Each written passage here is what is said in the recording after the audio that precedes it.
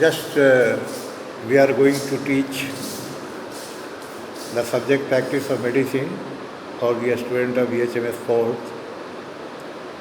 and at present chapter is myocarditis. Myocarditis.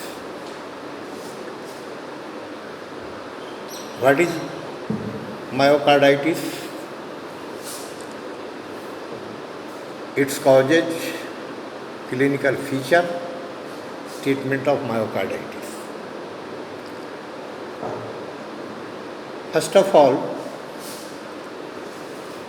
what is myocarditis? Inflammation of the myocardium is called myocarditis. Myocardium means the muscular tissue of the heart, यानी heart का जो muscular tissue है उसका inflammation होना myocarditis कहलाता है. Second point, इसका जो कॉजेज है primary myocarditis, secondary myocarditis. Primary myocarditis का मतलब हुआ कि बगैर किसी पूर्व के रोग के बगैर जो inflammation in the muscular tissue of the heart में हुआ उसे प्राइमरी मायोकार्डाइटिस बोलते हैं. यानी direct attack in the muscular heart tissue is called primary myocarditis. दूसरा है सेकेंडरी मायोकार्डाइटिस. सेकेंडरी मायोकार्डिटिस का मीनिंग हुआ कि पूर्व से किसी रोग के कारण से inflammation of the muscular tissue of the heart हुआ. तो पूर्व से क्या डिजीज पॉसिबल हो सकता है? पहला है रूमेटिक फीवर, दूसरा है बैक्टीरियल इन्फेक्शन जैसे diphtheria, typhoid, scarlet fever, infective endocarditis. ये बैक्टीरियल इन्फेक्शन में आया. तीसरा है वायरल इन्फेक्शन. वायरल इन्फेक्शन जैसे influenza, mumps, poliomyelitis, measles, infectious mononucleosis, coxsackie and echo viruses. ये सारे के सारे वायरस हैं. अगर कोई वायरल डिजीज रिसेंटली हुआ है तो सेकेंडरी स्टेज में मायोकार्डाइटिस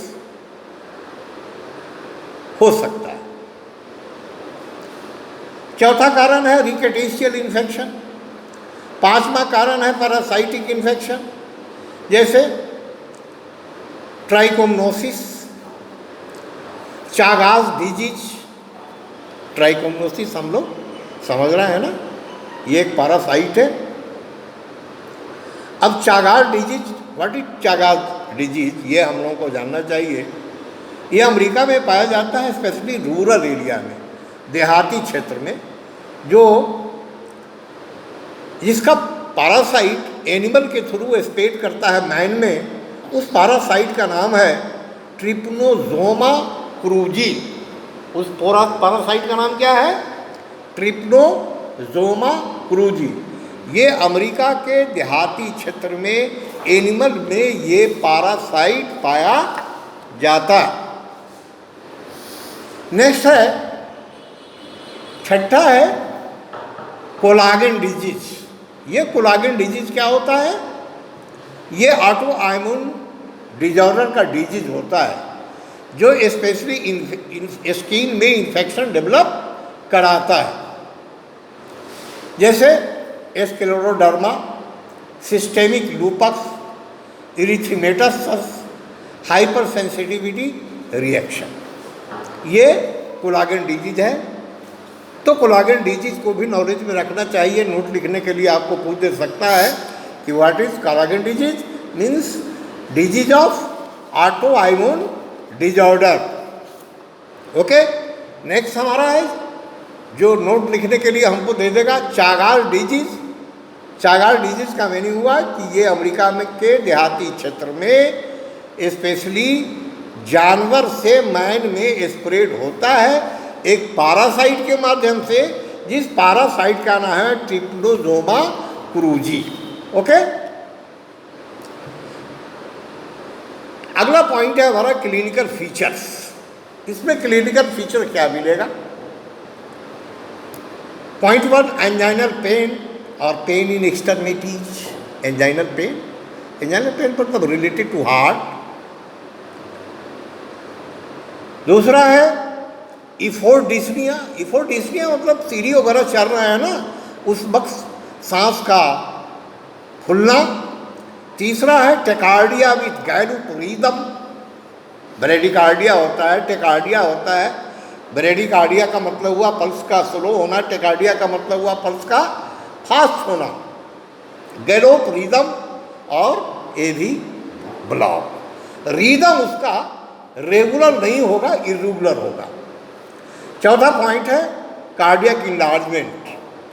जब एक्सरे चेस्ट करा के देखेंगे तो हार्ट साइज उसका भरा हुआ दिखाई देगा। पांचवा पॉइंट है sign of congestive heart failure. Sign of congestive heart failure. Sign of congestive heart failure में क्या होगा? थोड़ा सा ही एक्सर्शन से मरीज डिस्निक हो जाएगा, ब्रीथलेसनेस हो जाएगा, और कंजेस्टिव कार्डियक फेल्योर में थोड़ा साइनोसिस भी डेवलप करेगा। छठा पॉइंट है इन सम केसेस सडन डेथ। और कुछ केस में एकाएक डेथ होने का प्रबल संभावना होता है। नेक्स्ट पॉइंट है हमारा मैनेजमेंट। तो ये मायोकार्डाइटिस के मरीज का मैनेजमेंट क्या होना चाहिए? मैनेजमेंट है कंप्लीट बेड रेस्ट। सबसे पहले तो बिल्कुल उसको आराम में डाल देना। इसलिए आराम में डाल देना कि मायोकार्डाइटिस है, स्वाभाविक है कि थोड़ा सा भी एक्सर्शन होगा तो पेशेंट में डिस्निया डेवलप करेगा। दूसरा पॉइंट है एंटीबायोटिक्स इन डिप्थेरिया।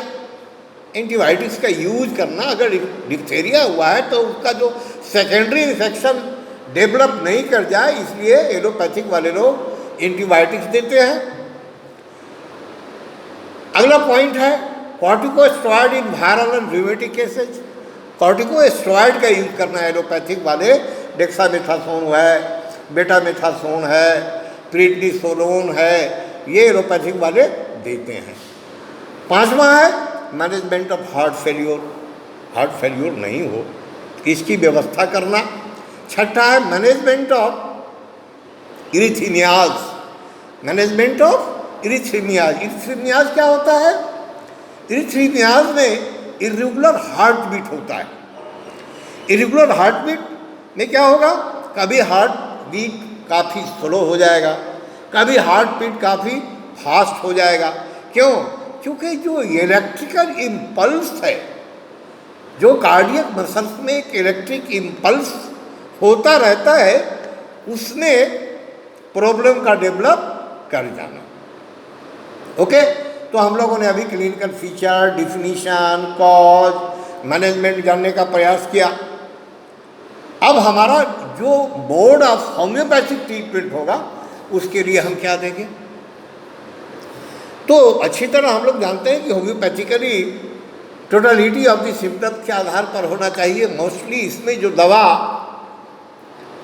एप्लीकेबल होता है वो डिजिटेलिस है, ब्रायनिया है, अर्जुना है, क्रेटिगस है ना।